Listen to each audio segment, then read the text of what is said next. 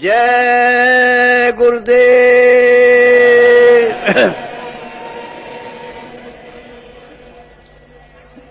जय गुरुदेव।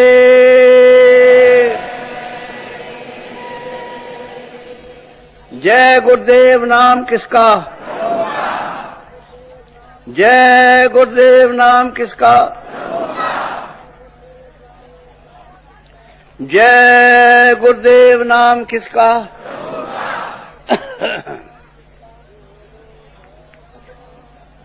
गुरु धरा शीस पर हाथ, मन क्यों सोच करे।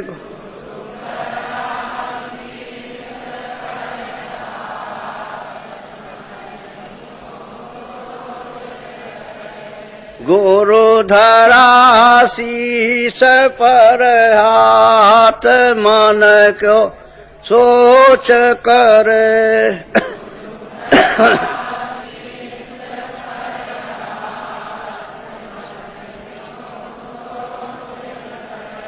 गुरु रक्षा हरदम संग, क्यों नहीं धीर धरे।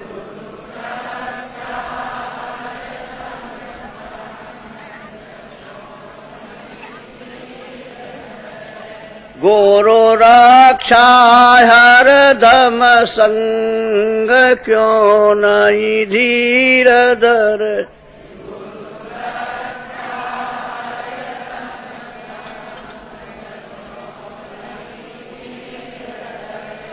गुरु राखे राखन हार, उनसे काज सरे।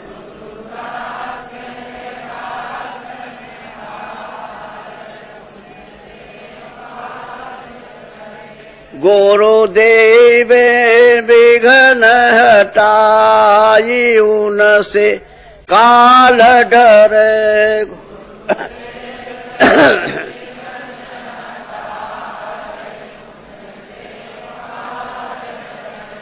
तेरी करे पाछे कर प्यार, बैरी दूर पर।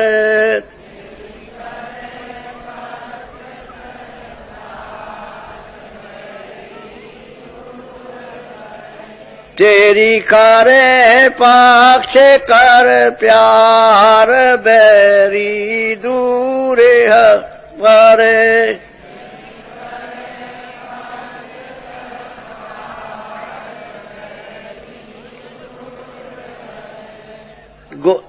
गुरु धरा शीस पर हाथ, मन क्यों सोच करे।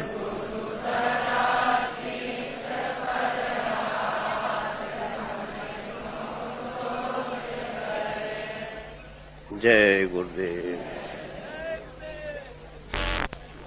भजो गुरु का नाम मान,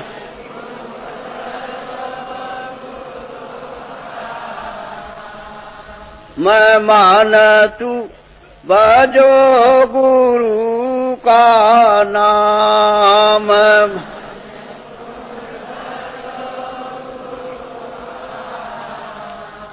दया मेरे से नर तन पायो।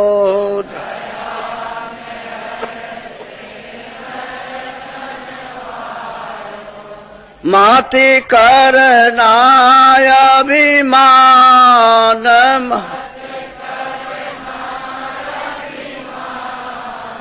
मान तू। भजो गुरु का नाम,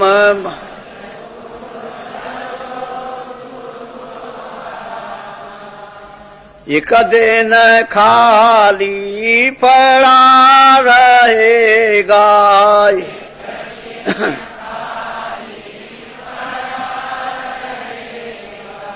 जाई बसे शमशान,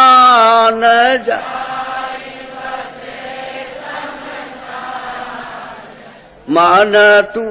भजो गुरु का नाम।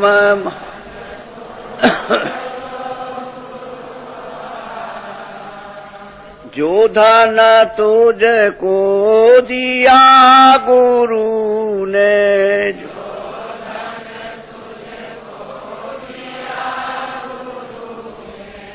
इससे कर कछु काम।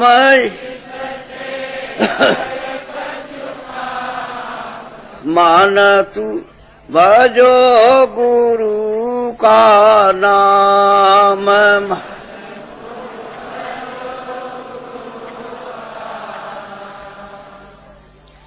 अंत समय यूं ही लौट जाएगा,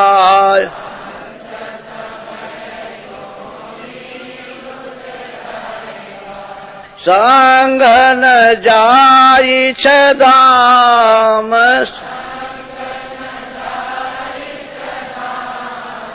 मान तू भजो गुरु का नाम।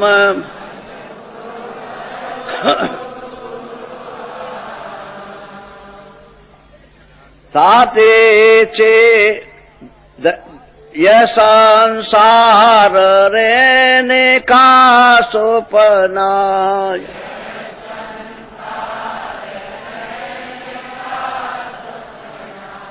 आई किया विश्राम।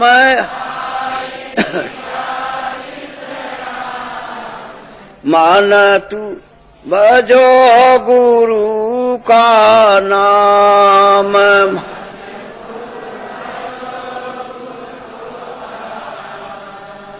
चारे देना के संगी सब हैं,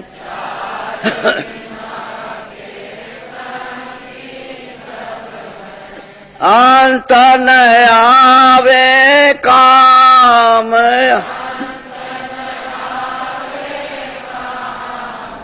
मान तू भजो गुरु का नाम।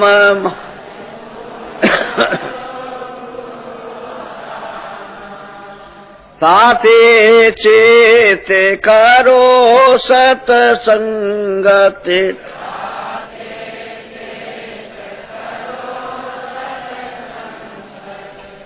भजन करो आटो जाम।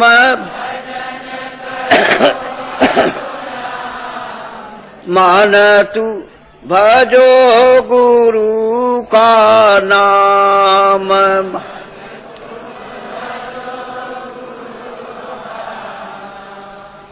दया मेहर यही भजन तेरे संग चलेगा,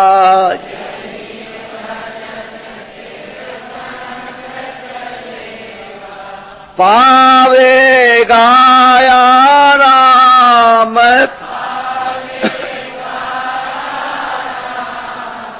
मान तू भजो गुरु का नाम।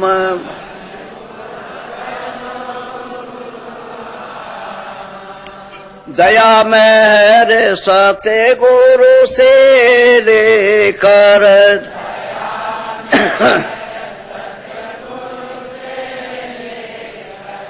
चढ़ो तिरकुटी धाम।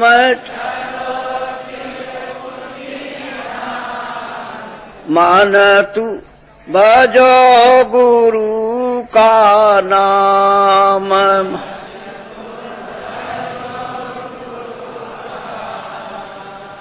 काल कर्म से बंधन छूटे,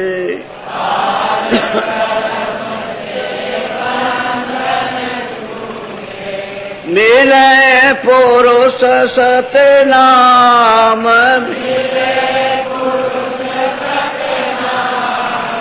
मान तू भजो गुरु का नाम।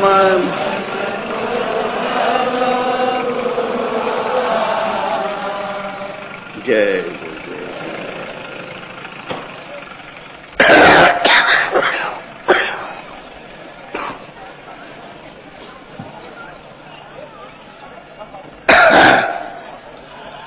नर नारियों, बच्चों बच्चियों,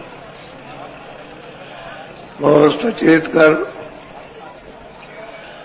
और बुद्धि को काम में लो। सुनो, ये संसार जो महात्माओं ने देखा और उसको कहा भी ये आपका नहीं है, नासमान है, यह कोई चीज नहीं रहेगी। ये जितना तुम देख रहे हो संसार में, वो कोई चीज रहने वाली नहीं है। और बाहर की आंखों से देख रहे हो, शरीर की दो आंखें उससे देखते हो। अपनी जो आंख है जो सबके अंदर, वो तो फूट गई, वो फूट गई, बंद हो गई, वो तो दुख दुख से बंद चली आ रही है, इसलिए आप इसी को समझते हो। और ये संसार, संसार का सामान और जिसमें हम बैठे हैं वो आपका नहीं है। जब महाप्रलय आती है, क़यामत जब आती है, तो उस समय पर अजीब गरीब दृश्य होता। क़यामत आने के पहले जितने भी है वो सत्पुरुष चले जाते हैं, यहां से निकल जाते हैं। वे जो साधक हैं उसके बाद वो निकल जाएंगे, और जो दानी पुण्यात्माएं जो मतलब ये योग पद को प्राप्त करती हैं, पहले उठा ली जाती, उसके बाद में आत्मज्ञानी उठा लिए जाते हैं।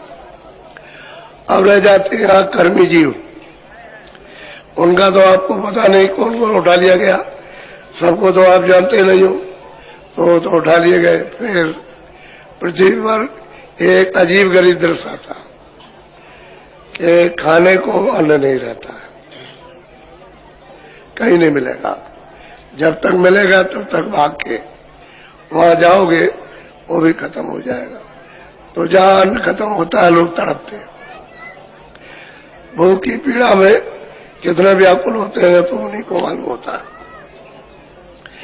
फिर वो लोग जिनको अन्न नहीं मिलता वो बच्चों को काटते हैं, और काट करके जानवर मिला तो पहले जानवर खाया, और जानवर नहीं मिला तो बच्चे को काट डाला। इतनी भूख लगती है कि पति को न पत्नी को, और रात को सो रहा पति को ही काट दिया, स्त्री ने उसका मांस खा लिया। स्त्री सो रही है, उसे भूख लगी, व्याकुल है, तो उसको काट दिया, मिलता नहीं कोई सामान, उसी को खा लिया। ये विवाद दृश्य देखने को मिलता है। ये सब तकलीफें जो आप कर्म करते चले आ रहे हो, सब उस समय पर यही भुगा ली जाती है। उसका जितना खारिज मसाला जो आपने जमा किया वो यहीं धरो, इसी जगह लेके नहीं जा सकते हो।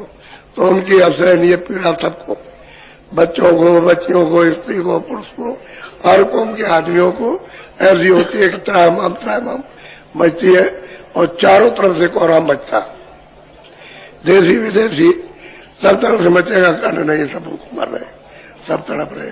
अब उसका इलाज क्या है? कुछ नहीं। इलाज क्या है उसका? कोई इलाज नहीं। पृथ्वी जवाब दे गई, पानी जवाब दे गया, हवा जवाब दे गई। अब ये सब आदमी उठाए जाएंगे, सब जीवात्मा है, सब यहाँ भोग उगा लिया, और वह अजीब गरीब दृश्य सोचा जो कहने में नहीं आता। फिर जंगलों में जो घास से खत्म हो जाएगी, लोगों को जमीन में चढ़ने के लिए जानवरों को घास नहीं मिलेगी, और जानवर भागते फिरेंगे।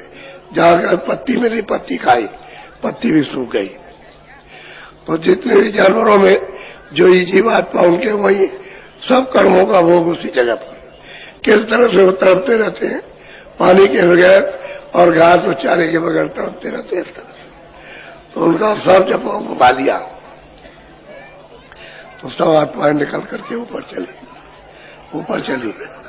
इसके बाद में ये पृथ्वी पानी में जब घुलती है तो पृथ्वी के अंदर जो जीव जंतु बहुत है जीव जंतु इस पृथ्वी में, वो सब पानी में आ जाते हैं। तो तड़प करके क्यों? ये सांस लेने की उनको कोई गुंजाइश नहीं, खाना उनको कुछ मिलेगा नहीं, पानी में तो उनका खाना है नहीं है। अब तड़प के किस तरह से? क्यों कि पृथ्वी पानी में घुल गई तो सब जलमग्न हो गया। अभी भारत में, सारे संसार में 3 हिस्सा पानी है, 1 हिस्सा सब जगह पृथ्वी है। 3 हिस्सा अब भी है पानी, यानी समुद्र 3 हिस्सा है और 1 हिस्सा पृथ्वी है सारे संसार में। और उसके बाद क्या हुआ, ये तो पानी ने इस मिट्टी को घोल लिया, इसके बाद फिर अग्नि पानी को सूखती है, तो उसमें बड़े बड़े मगरमच्छ, बहुत बड़े बड़े मछलियां, मगर और जीव जंतु बहुत से जल में, तो जल उनका जब सूखने लगता है तो वो तड़पने लगता है, बहुत जल्दी सूखता है, और फिर वो देखने को मिलता है कि वो किस तरह से तड़प रहे पानी के बगैर। इस तरह से उनका वो ज्ञान खत्म। इस संसार की जितनी भी जीवात्माएं, ये सब इस तरह से इन कष्टों में, वेदनाओं में, यानी ये कर्म तुम्हारे तय किए जाते हैं और फिर वो वहां सूखती है। तो फिर अग्नि ने जल को सोख लिया और वायु ने अग्नि को सोखा, उसने हवा ने अग्नि को सोख लिया। अब ये जो आकाश दिखाई देता है वो हवा को अपने में मिला लेता है, यह कुछ नहीं रहेगा, न कोई पृथ्वी रहेगी, न कोई आकाश रहेगा, और न जल रहेगा, न अग्नि रहेगी, न आप लोग जानवर रहेगा, न कीड़े रहेगा।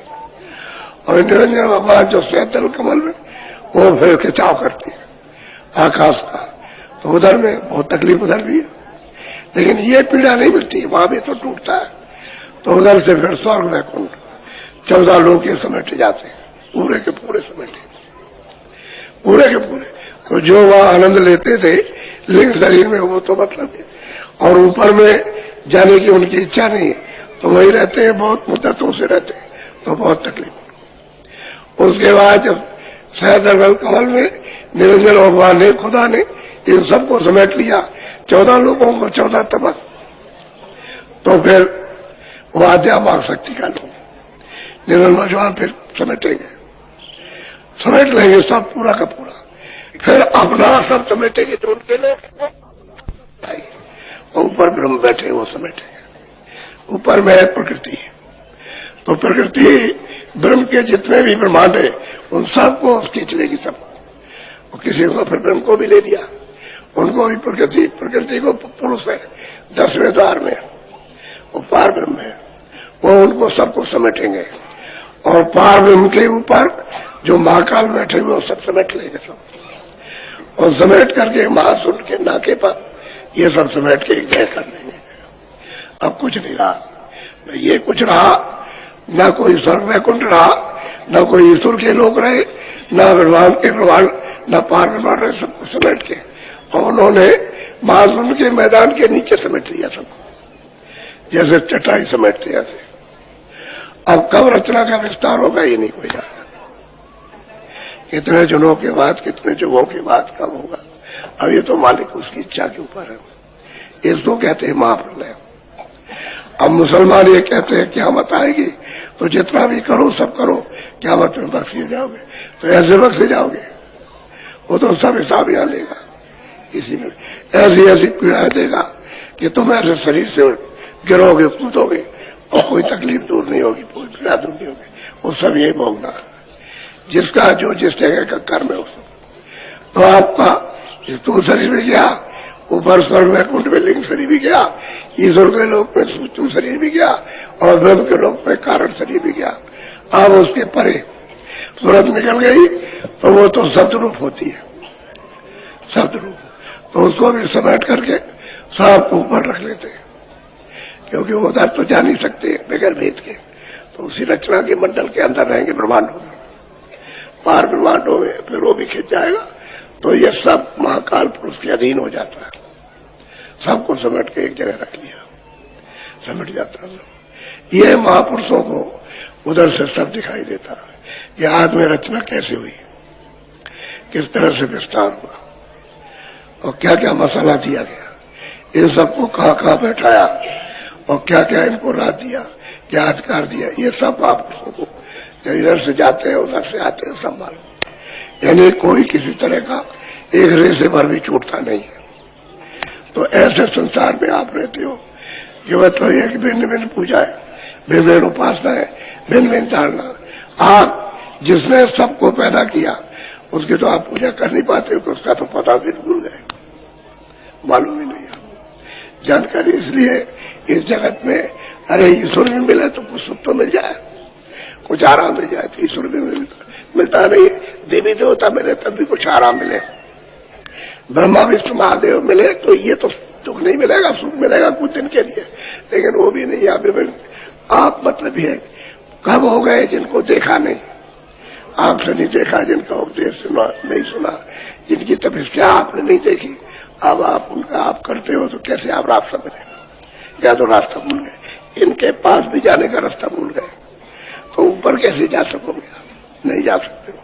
तो असल में बात यह है कि ये सब एक समय जब निश्चित है, उसकी तरफ से पूरा निश्चित है कि प्रलय कब होगी, यानी कब ये क़यामत आएगी, ये मालूम है। ये दो ये दर्जे हैं, फकीरों के और संतों के। फकीर मुसलमानों में और संत हिंदुओं में, और दोनों का दर्जा एक है, दोनों जानते हैं कि क़यामत कब आएगी, प्रलय महाप्रलय कब होगी, उनको मालूम। तो ये देश ऐसा कि आप कुचड़े कूड़े कचड़े के देश में सामान को आप अज्ञान में इकट्ठा करते फिरते रहते हो, वही सोचते हो कि हमको इससे आनंद मिलेगा, सुख मिल जाएगा, सुख मिलने वाला कुछ नहीं मिला।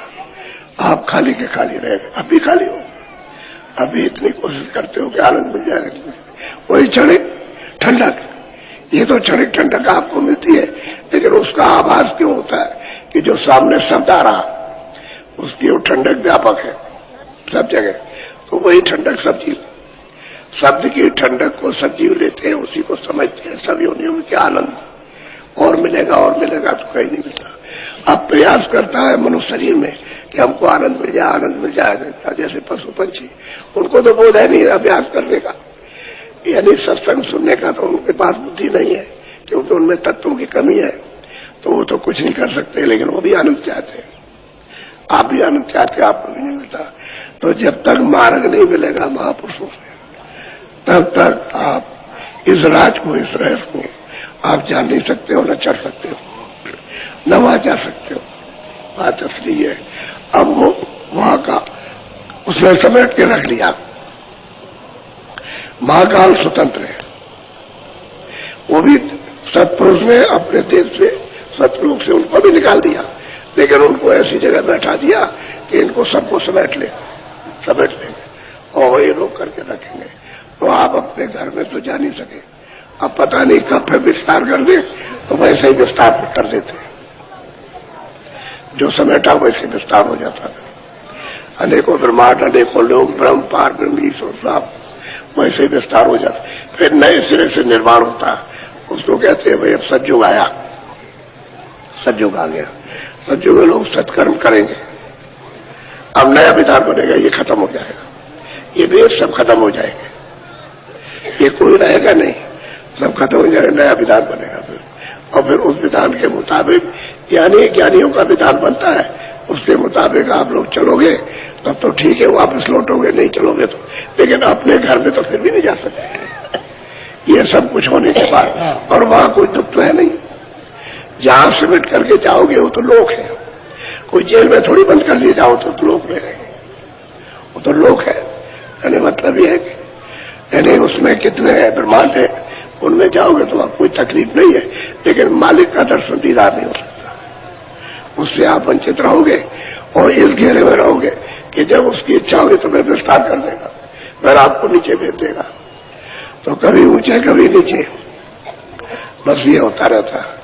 और वैसे मृत्यु तो होती है, हर रोज मृत्यु होती रहती है, ये तो प्रलय होती है, वो तो रोज घटना देखते हो आप, उस समय पर यहाँ कोई नहीं रहेगा। ये जो देखते हो सूरज चांद सितारे, जब पृथ्वी आकाश और जमीन वायु जल नहीं रहेगा तो फिर कुछ नहीं, क्या कुछ नहीं। जब स्वर्ग में कुंठ नहीं रहेंगे तो देवी देवता किधर से रहेंगे? जब ऊपर में ईश्वर का लोक नहीं रहेगा तो मतलब ये है कि वो ईश्वर नहीं रहेगा, ब्रह्म का लोक नहीं रहेगा तो ब्रह्म नहीं रहेगा, पार ब्रह्म उसका लोक नहीं रहेगा तो वो नहीं रहेगा, उसका देश नहीं रहेगा, सब समझ जाता है। अब ये मनुष्य शरीर इसलिए अनमोल कहते हैं कि यहां से जाने का रास्ता मिले, ऊपर जाने का, और वो शब्द के द्वारा, नाम के द्वारा, नाम का भेद लेकर के उसकी कमाई हम लोगों को जुट करके, जितनी देर करो जुट के करो, जैसे कोई काम करता है संसारी से जुट के काम करता, तब उसको कुछ मुनाफा होता है, तो जुट के मेहनत करो तो आपको आत्म मुनाफा हो जाए, सुरतों का लाभ हो जाए।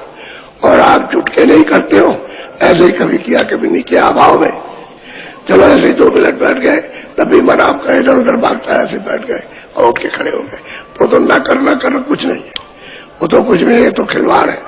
जुट के करो, जिस चीज को दिया जाए उसको जुट के करो, तब घर का रास्ता मिलेगा। और सद्दुई की सीढ़ी है, ऊपर चढ़ने का कुछ नहीं है, ऊपर सब सद्दी शब्द है। इधर से जाओगे, जैसे ऊपर गए तो स्वर्ग वैकुंठ में भी सद्दी शब्द है, ऊपर में ईश्वर के लोक में भी सद्दी है, वो रचना शब्द की है सब, उधर से पता चलता है कि रचना शब्द की है। लेकिन अब मसाला जो उसका है इससे महीन वो दिखाई देता है कि मसाला ये सुरते हुए ये मसाला नहीं चढ़, वो चेतन मसाला उसके ऊपर और साफ है और बारीक है, और उसके ऊपर में बिल्कुल बारीक आपको पता भी नहीं चलेगा। तो मसाले के अंदर में सुरते उसमें बंद रहती है। अब उसको अगर तोड़ के निकल जाओ तो शब्द के द्वारा जा सकते हो, दूसरा कोई रास्ता नहीं। शब्द ही पकड़ के ले जाएगा, शब्द ही ले आएगा। जब सतलोक से शब्द चला तो ये शब्द के ऊपर सब बैठे हुए, अगर सत्पुरुष का शब्द बंद हो जाए तो एक पल भी यही नहीं लगेगा, कुछ नहीं रहेगा, एक पल भी, पलक के मारते सब खत्म। जैसे आंख बंद करो खोलो तो कुछ नहीं। अगर सत्पुरुष शब्द को बंद कर ले तो फिर कोई 1 सेकंड नहीं ठहर सकता, क्योंकि वो शब्द ही पर तो सारी रचना है। यहां भी शब्द में ही टिकाव है।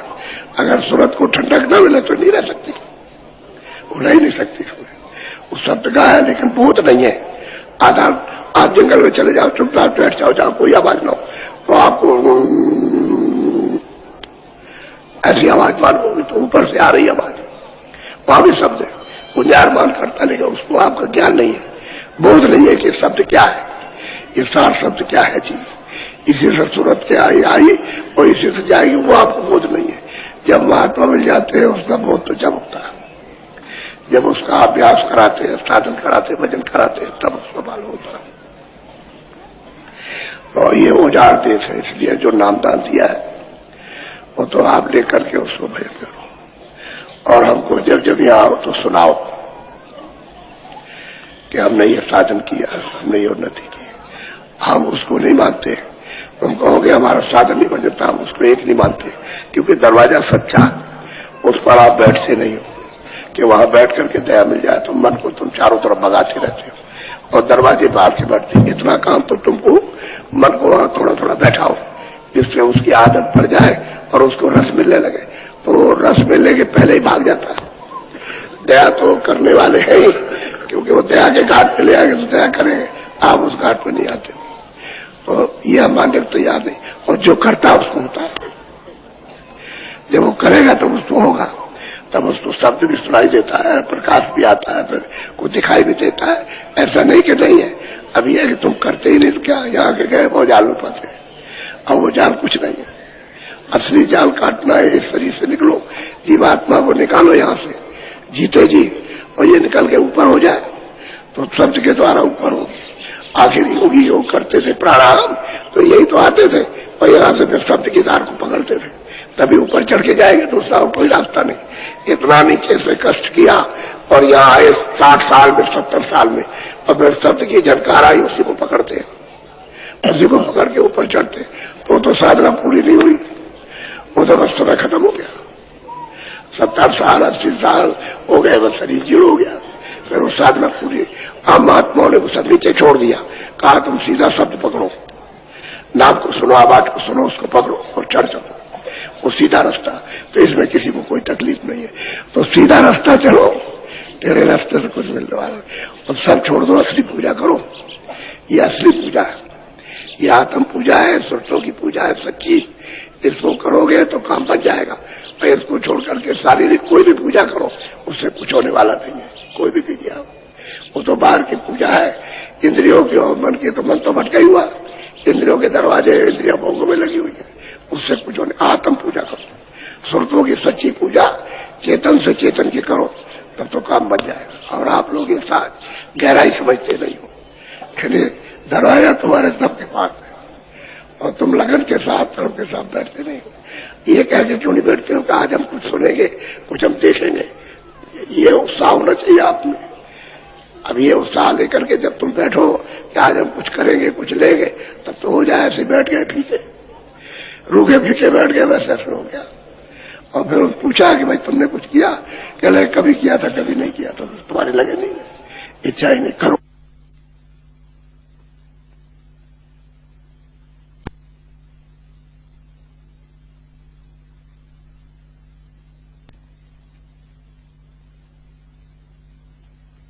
और दरवाजे में बैठोगे नहीं तो आग साफ नहीं होगी। दरवाजे में बैठते ही अंबार जो कर्मों के पाप उनके सब साफ होते, वो जब तक सफाई नहीं होती तब तक आग बंद है।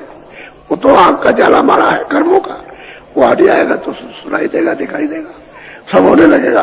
और सुगंधी नाक है तो नाक खुल जाएगी, सुगंधी सूखने को मिलेगी, सब कुछ। कुछ लोग नहीं आए थे कल, तो हमको 2 से 1-2 बुखार हो गया था, क्योंकि आप पीटते पाटते रहते हो, बहुत खींचते हो। तुमको हम लोग दूर से स्वामी जी महाराज को प्रणाम करते थे, ऐसे घसीटा घसीटे नहीं। घसीटा बदतमीजी, ये घसीटना घसाटना ये बदतमीजी है, ये कोई प्रेम थोड़ी है। तो ऐसे नहीं, कभी ऐसा नहीं किया, दूर से प्रणाम किया और भाव के साथ। और आप कहते हो हम जल्दी से छीन लेंगे, तो ऐसे कैसे होगा? जल्दबाजी में तो गिर जाएगा, जल्दबाजी में तभी आपकी जेब कट जाती है। अगर सावधान रहो तो क्यों कोई आपकी जेब काट ले? पहले सोचने की बात है। तो जल्दबाजी मत करो, सावधानी से, क्योंकि जो देने वाला होता है वो तो इसी काम के लिए आता है कि भाई इनको कुछ मिल जाए, कुछ इनको दे दिया, और तुम जल्दबाजी करते हो। तो उससे यह हुआ, कल का सत्संग छूट गया, कल का छूट गया सत्संग। और वो तुम्हारी पीड़ा जो है वो परेशान किए थी, इसलिए आप लोग समझदारी से। तो जिन लोगों को नामदान कल नहीं मिला, अभी मैं दिए देता हूं, लेकिन भजन करना। तुम ये वादा करो आज सत्संग में बैठ करके कि मैं शाकाहारी रहूंगा, अब मैं कोई किसी तरह का गंदा बच्चन नहीं करूंगा, एक बात। और दूसरा यह है कि ऐसा कोई नशा नहीं करूंगा जो बुद्धि हमारी पागल हो जाए। बस 2 ही चीजों से तो बचना है, अनाज, सब्जी, फल, दूध, घी, मक्खन। आप दिन में हजम कर सकते हो तो 100 बार खाओ, मैं आपको मना करता तो नहीं, लेकिन हजम नहीं करते हो तो उतना ही खाओ जितना तुम्हारा शरीर मांगे। और बाकी कोई आदत पड़ी है बीड़ी की, तंबाकू के, हुक्का के, तो पियो, लेकिन अति उसमें भी मत करो। बीड़ी, तंबाकू, हुक्का जब पिया जाता था, जब मतलब ये कि लोग खाना खा लेते तब पीते थे, ऐसा ही शाम को था, शाम सुबह पीते थे। जैसे आप नाश्ता करते हो शाम सुबह, देहात में तो मतलब 1 वक्त नाश्ता, शाम को नहीं, लेकिन शहर में शाम को नाश्ता करते हैं, सुबह भी करते हैं। तो नाश्ते के तौर पर ये पीना चाहिए था। आप लगा ही रहते हो, सिगरेट लगाओ, फेंक दिया, दूसरी लगाई, फिर फेंक दिया, पीता। ये अति बुरी है, इससे नुकसान हो जाता है, आप पूरी मानो। तो का पियो, बीड़ी जितनी जरूरत है उतना पियो, लेकिन जो नहीं पीते उसको मत पियो। वो अच्छी बात है, हम तो पीते नहीं, हमने तो कभी पिया नहीं, हमको तो मालूम नहीं लगा। आदत बहुत खराब, अच्छी आदत नहीं है। इसलिए ये 2 चीजें खास करके गृहस्थी में रहो। अपनी गृहस्थी में खेती, दुकान, दफ्तर का काम करो। ईमानदारी, मेहनत तो सब जगह सिखाई जाती है, घर में भी तो रोज पाठ पढ़ाते हैं ईमानदारी मेहनत से रहना। अगर आप चोरी सिखा दो, तुम्हारी जेब के रोज पैसे निकल जाए, वो लड़का लड़की निकाल ले, तुम्हारी घरवाली निकाल ले, वहां भी तो ईमानदारी का पाठ पढ़ाते हो। जैसे पढ़ाते हो वैसे अपने को भी ईमानदार मेहनत के साथ में काम करो, उसमें तुम्हारी बहुत बरकत होगी। हमने तो उन लोगों को दिखाया कि बुरा काम छोड़ दो और तुम देखो तुमको बरकत मिलती।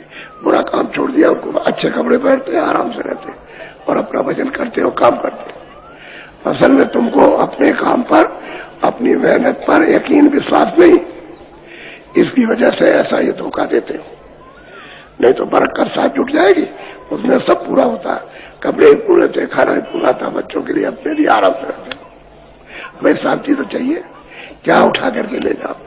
तुम बहुत बड़े आदमी बन गए, उससे क्या हुआ जो रोते रहे, चिल्लाते रहे, रोते रहे, क्या ऐसा काम करो जिससे कि तुम्हारा शरीर स्वस्थ रहे। तो कुछ ऐसी चीजें बना नहीं है। कोई लोग डरते हैं कि भाई हमारे स्त्री बच्चे न छूट जाए, हम घर न चले जाए, हमारे यहाँ कोई साधु नहीं। हमने किसी को साधु नहीं बना।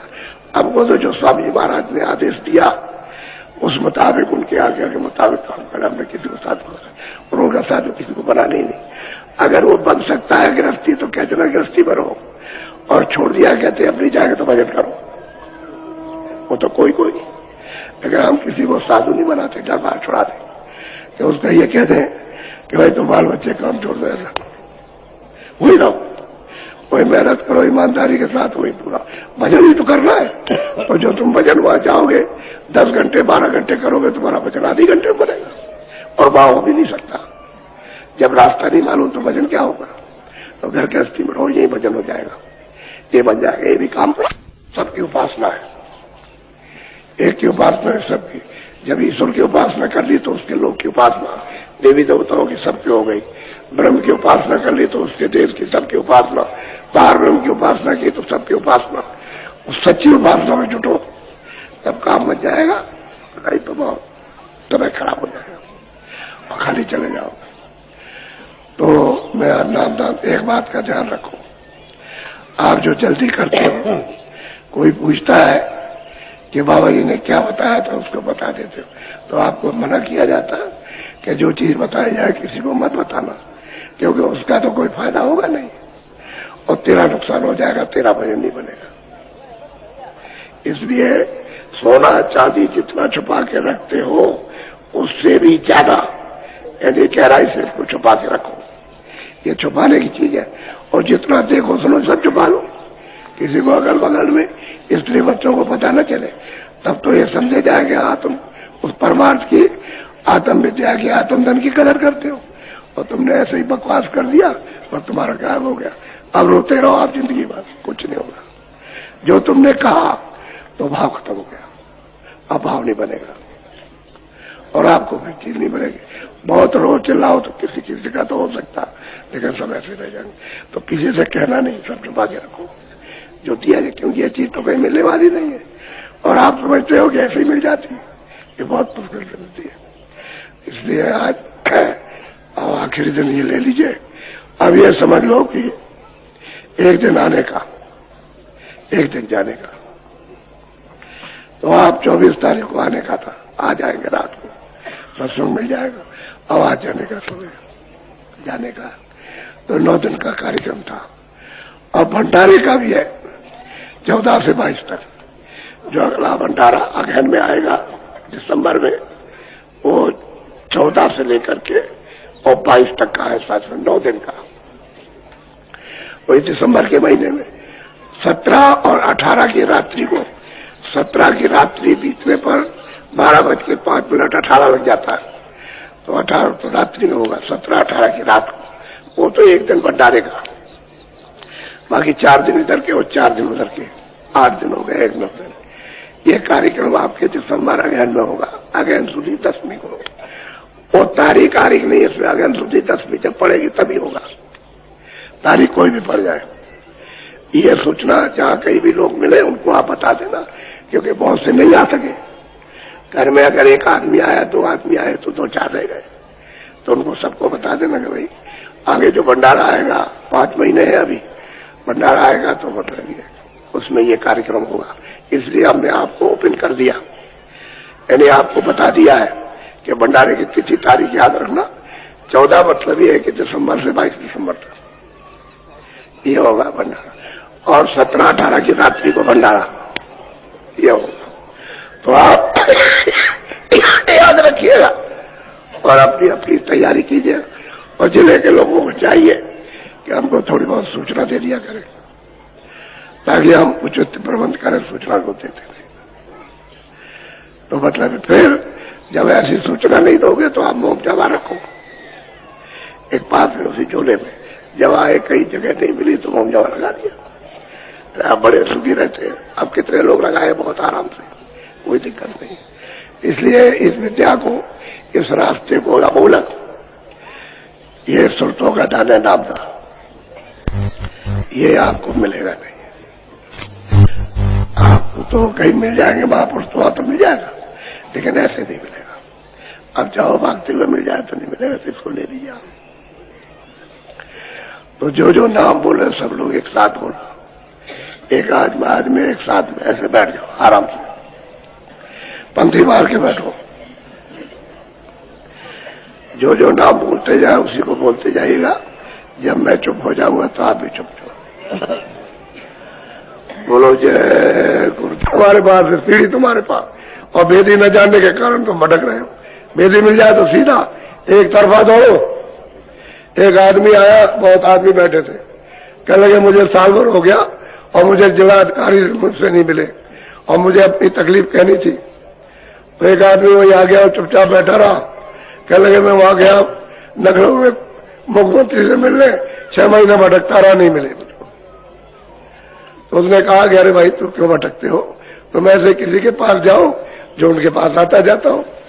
तो उसकी तरफ देखने लगा, कहने लगे तुम मिला सकते हो, मैं अभी मिला सकता हूं, अभी मिला दूंगा क्योंकि तुम मुख्यमंत्री से मिलना चाहो, मुख्यमंत्री से मिला, चलो मेरे साथ, अभी चलो मैं अभी मिला दूं, अभी यहां मिला दूं जिलाधिकारी से, वहां मिला दूं, और प्रधानमंत्री के पास जाना चाहते हो तो उससे मिला दूं, क्योंकि मैं तो प्रधानमंत्री के साथ ही रहता हूं। तो बोला ये शकल सूरत है, ये प्रधानमंत्री के साथ रहेगा।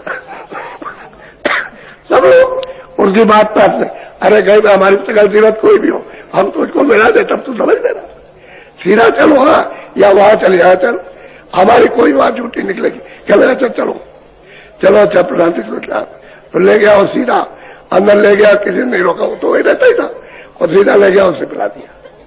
प्रधानमंत्री या मुख्यमंत्री या कोई जिलाधिकारी बड़ी चीज थोड़ी, जो आता जाता उसका हाथ पकड़ लो, वह पहुंचा देगा।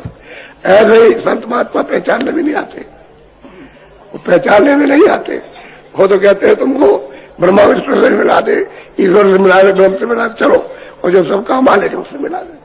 तो तुमको विश्वास तो होना चाहिए ना, क्यों बड़ी गंभीरता से कह रहा, कह चला भी चला भी मेरे साथ में मिला दूं।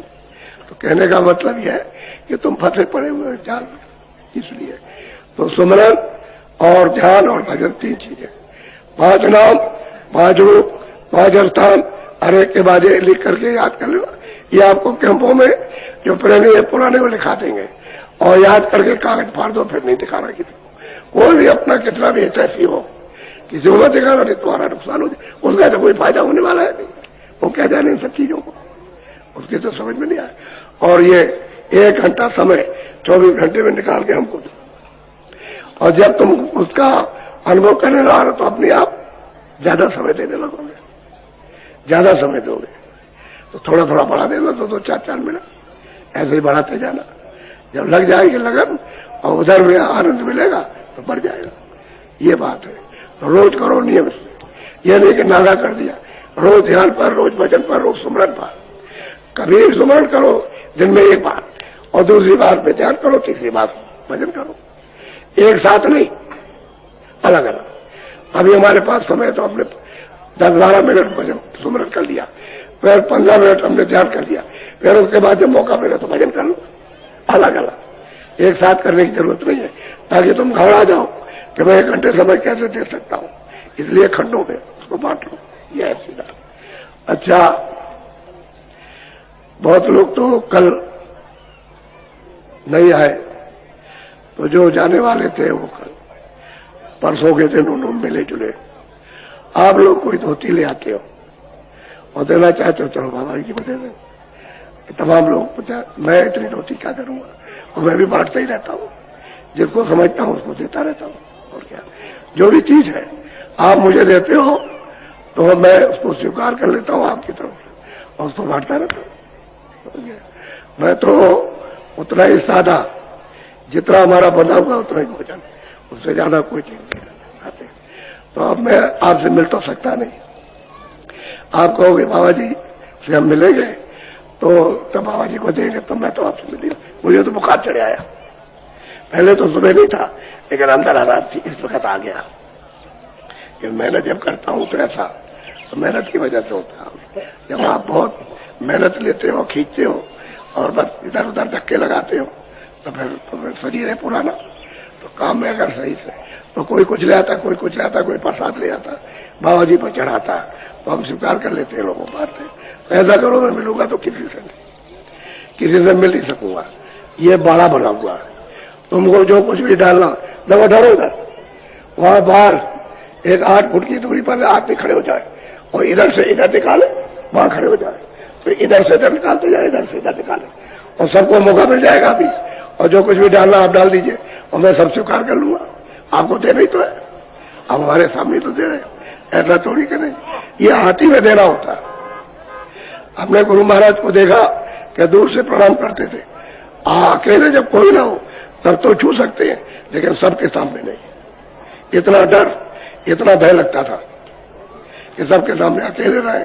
वो भी जब धीरे से कहीं अकेले हुए और कम्बल ओढ़ के पड़े चुपचाप, और कहीं ऐसे हाथ लगा दिया और बोल दिया तो चुप हो गए, तो समझ लो कि फिर उनके चरणों को स्पर्श कर लेंगे, दबा देंगे, और वैसे कुछ नहीं बोल दिया तो नहीं, तो दूर बढ़ा दिया। अब हम तो जानते हैं कि भाई उनकी मर्यादा कैसे रखनी चाहिए। आप धक्कम धुक्का करते हैं, वो ठीक नहीं है। तो इनको आदमी उधर लगाओ, उधर वहां निकालने वालों को उधर लगाइए, उस तरफ वहां से जगह जगह लगा दीजिए बीच में, और आदमी खड़े नहीं रहेंगे। मैं खड़ा आपको ठहरो बच्चे, रुक जाओ, अभी बैठ जाओ। आप सामने वाले बात पकड़ के खड़े नहीं होंगे, जो कुछ भी डालना नहीं डालना, जो हमको देना है तुम यहाँ फेंको और बस चलते जाओ इधर, समझ गए। मैं मिलूंगा नहीं किसी का, न आज मिलूंगा, फिर कहोगे भाई बाबा जी क्या तुम नहीं देना चाहते तो वापिस ले जाओ, उसकी हमको जरूरत नहीं है। लेकिन जब श्रद्धा है तुम्हारी तो तुम फेंकते जाओ, हमको मिल गया। अच्छा खड़े हो, आगे के खड़े हो जाओ, आगे खड़े हो और फेंको, जो कुछ भी धोती वगैरह फेंक दो। हाँ ये ऐसे फेंक दो, वो हमको मिल जाएगा। तुम क्यों कराते? चलो भाई इधर लो, उधर निकलो, खड़े नहीं होगा कोई भी, अंदर भी चलो, इधर फेंको, चलो पीछे निकलते चलो, इधर निकलो, पीछे निकलते चलो, आप लोग बाहर निकलते चलो डाल करके। अब इतना के लोग कैसे पाएंगे, कैसे मिलेंगे, बहुत मुश्किल है। है भाई इधर फेंको, देखो जो कुछ भी फेंकना है धोती फेंको, नहीं फेंकना तुम्हारी इच्छा है लेते जाओ, उसकी कोई बात नहीं है। लेकिन सजा से आए हो तो फेंक दो, हमको मिल गए, तुम तो हमारे ऊपर चढ़ा रहे हो। चलते जाओ, जल्दी जल्दी निकलो, है वो यहाँ से बात है, बढ़ो आगे, बढ़ो आगे।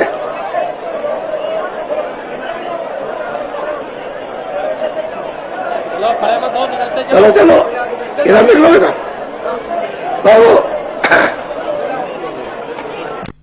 डाल करके आगे बढ़ते रहें। कोई भी प्रेमी भाई बहन बाढ़ के पास में रुकेंगे नहीं, आप सेवा डाल करके आगे बढ़ते रहें। परम पूज्य स्वामी जी महाराज को श्रद्धा से जो भी सेवा आपको देनी है, मंच के सामने जो बाड़ा बना हुआ है यहाँ आकर के डाल करके बाहर निकल चलें। कोई भी प्रेमी भाई बहन यहाँ रुकेंगे नहीं, आप लोग आगे बढ़ते चलें। परम पूज्य स्वामी जी महाराज इशारा कर रहे हैं कि आप यहाँ रुकेंगे नहीं, आगे बढ़ते चलेंगे।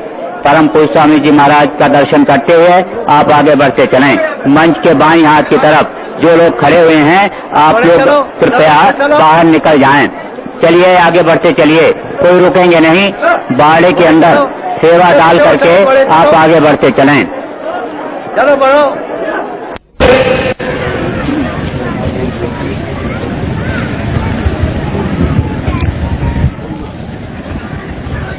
अच्छा अब अपने अपने है। जय गुरुदेव। जैसा कि परम पूज्य स्वामी जी महाराज का आदेश हुआ है कि डॉक्टर मिश्रा जी आप लोगों को अभी कुछ परम पूज्य स्वामी जी महाराज के संबंध में समझाएंगे।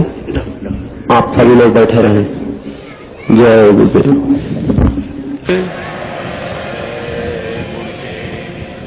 जय गुरुदेव। जय गुरुदेव। जय गुरुदेव नाम किसका? जय गुरुदेव नाम किसका? प्रभु का क्या नाम? प्रभु का क्या नाम?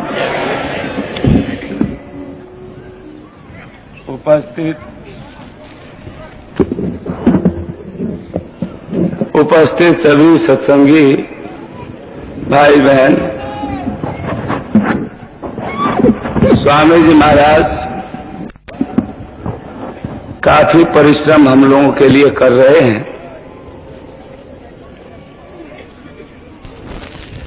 और उस परिश्रम के कारण कुछ स्वास्थ्य ठीक नहीं है। वैसे तो महापुरुष जीवों का कर्म ले लेते हैं और उनके पास कर्मों को जलाने की भट्ठी होती है। उस भट्ठी में जीवों के कर्मों को जलाते हैं। हम लोगों में सब लोग सुबह से शाम तक संसार के जितने भी कर्म करते हैं, जान अनजान में काफी गुनाहें हम लोगों से होती हैं और हम लोगों के स्वयं के पास अगर सामर्थ्य होता तो हम लोग अपनी अपनी गुनाहें, अपनी अपनी बुराइयां, अपनी अपनी कमजोरियां हम लोग दूर कर लेते हैं। धोबी को वही कपड़ा दिया जाता है जो दाग और जो गंदगी हम अपने हाथों से नहीं धो सकते, और जब कपड़ा धोबी को दे देते हैं तो धोबी जिस तरह के मसाले की जरूरत समझता है वो उस मसाले को, उस कास्टिक को लगा करके उस दाग को छुड़ाता है। फिर उसे तपते हुए धूप में डाल देता है। उसके बाद गरम गरम लोहा उसके ऊपर घुमाकर, और जब कपड़ा साफ सुथरा चमकदार क्रीचदार बना के हम लोगों को देता है तो हम लोग प्रसन्न होते हैं और बार बार उसको कपड़ा देते हैं। औरों से भी कहते हैं कि ये अच्छा धोबी है, इसके यहाँ अपने कपड़े को धो। अब उस कर्मों की, उस गंदगी का छींटा तो धोबी के ऊपर आता है, लेकिन धोबी धोना जानता है, इसलिए उसके कपड़े कभी गंदा नहीं होते। महापुरुष हम लोगों के कर्मों को लेकर के और भट्ठी में जला दिया करते हैं। हम लोग स्वामी जी महाराज के वचन रोज सुनते हैं। स्वामी जी महाराज ने कल सत्संग शुरू करने से पहले ये कहा था कि आज सुनाना जरूरी था, इसलिए मैं ये सुना दे रहा हूं कि कृष्ण भगवान की जोग माया को अर्जुन नहीं समझ सके। आज ही उसका प्रमाण हमारे सामने आया कि स्वामी जी महाराज थोड़ा सा स्वास्थ्य लाभ के लिए नहीं आए यहाँ, तो बहुत से लोग बाजारों में घूम रहे हैं, बहुत से लोग अपने डेरे रावटियों में पड़े हुए हैं, जबकि स्वामी जी का निश्चित किया हुआ सत्संग का समय है 24 तारीख से 1 तारीख तक, और 24 तारीख से 1 तारीख तक सुबह शाम का समय भी निश्चित किया हुआ है। कम से कम उस समय पर तो यहाँ हम लोगों को आना ही चाहिए, सत्संग स्थल पर पहुंचना ही चाहिए, और जो कुछ भी यहाँ से मिले उसको ग्रहण करना चाहिए। गुरु नानक साहब एक बार बहुत सारी भीड़ उनके यहाँ इकट्ठी थी, सत्संग दे रहे थे। एक मुल्ला जी आए, उन्होंने कहा कि आपने तो बड़ी भीड़ इकट्ठी कर ली है। उन्होंने कहा कि इनमें कोई एक ही होगा। उन्होंने कहा कि ये तो सब वाहेगुरु वाहेगुरु कह रहे हैं और आप कह रहे हैं कि इनमें कोई एक ही होगा। बोले हाँ, कोई एक ही होगा। कहने लगे वो कैसे हम जान सकेंगे? बोले अगर जानना है तो आप मेरे साथ चलो। जब वहां से लेकर के सबको जमात को चले तो रास्ते में नाच गाने हो रहे थे, सांग हो रहा था। बहुत से लोग उस नाच गाने सांग को देखने सुनने के लिए खड़े हो गए। वहां से और आगे जब चलते गए तो हाट लगा हुआ था, नाना प्रकार की वस्तुएं वहां बिक रही थी। बहुत से लोग उसमें फंस गए। फिर उससे आगे जब चले तो रास्ते में सदाबरत में लोग अशरफियां सोने और सामान बांट रहे थे, मुफ्त के लोगों को मिल रहा था। कुछ लोग उसको लेने के लिए इकट्ठे हो गए। अब चलते चलते दरिया के किनारे तक मुट्ठी भर लोग उनके साथ पहुंचे और वहां जब गए और दरिया में एक बहुत बड़ी दिखाया कि देखो वो लाश बहता हुआ आ रहा है, इसमें से कोई भी प्रेमी उस लाश को खाते हुए और मेरे तरफ लेकर आएगा तो मैं समझूंगा कि वो मेरा सच्चा प्रेमी है।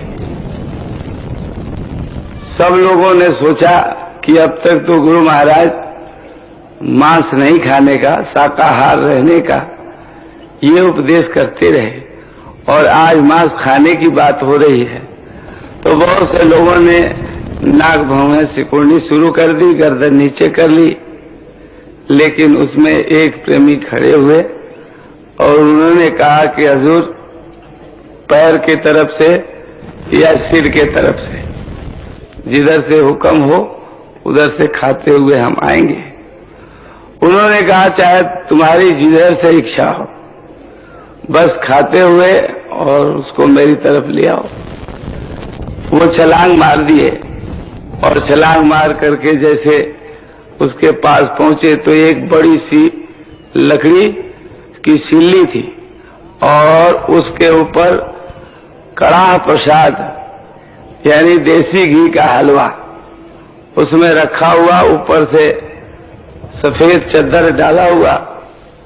और जब वो पहुंचे और उसको खाते हुए और उसको खींचते हुए किनारे की तरफ लेके आ रहे थे तो उस समय नानक साहब ने कहा कि अरे बच्चा, इन बच्चों के लिए भी कुछ लेते आना, सब मत अकेले खा जाना। अब बहुत से जो प्रेमी बाहर खड़े थे उन्होंने कहा कि वहां तो जाके नहीं खाए, लेकिन अब गुरु के सामने कैसे कहेंगे कि हम ये नहीं खाएंगे। जब ये यहां मंगा देंगे सबके सामने तो गुरु के सामने हम कैसे कहेंगे कि हम ये नहीं खाएंगे। तो कहने लगे भाई जितना हो सके तू खूब इच्छा से भरपेट खा ले, मुश्किल से अगर कुछ बच जाए तो ठीक है, नहीं तो तू सब खत्म कर दे वहीं पे। ये सब ये कहने लगे। लेकिन वो जब नजदीक में आया और सबने जब देखी कि ये तो कड़ा प्रसाद है, देसी घी का हलवा है, तो सब सीना पर हाथ रख के और अफसोस करने लगे कि गुरु ने तो आज परीक्षा ले ली और परीक्षा में हम असफल हो गए। और ये एक प्रेमी जिसने गुरु के वचन पर यकीन और विश्वास रखा था और उस पर गुरु की दया मेहर हो गई और ये परीक्षा में उत्तीर्ण हो गया। अब इतने बड़े समूह में कौन कितना बड़ा प्रेमी है ये कैसे जान होगी, ये कैसे जाना जाएगा। तो आप अक्षरशः जब गुरु महाराज के वचनों का पालन करेंगे, जो गुरु महाराज कहते हैं उसको आप करते जाएंगे और जो वो करते हैं वो किसके लिए करते हैं, किस मौज में करते हैं, क्या उसका लाभ हान है, ये उनको मालूम है। अपने लोगों को कुछ नहीं मालूम, ना इतना सामर्थ्य और ज्ञान अपने लोगों को हो गया कि हम लोग इस तरह से कर पाएंगे। इसलिए जितने भी प्रेमी जन यहाँ उपस्थित हुए हैं, स्वामी जी का निश्चित किया हुआ ये समय है, आज 8वां रोज है। सुबह के सत्संग में स्वास्थ्य कुछ अनुकूल न होने के कारण, क्योंकि हम लोग जैसे उनसे लाभ लेना चाहिए वैसे लाभ नहीं ले पाते हैं।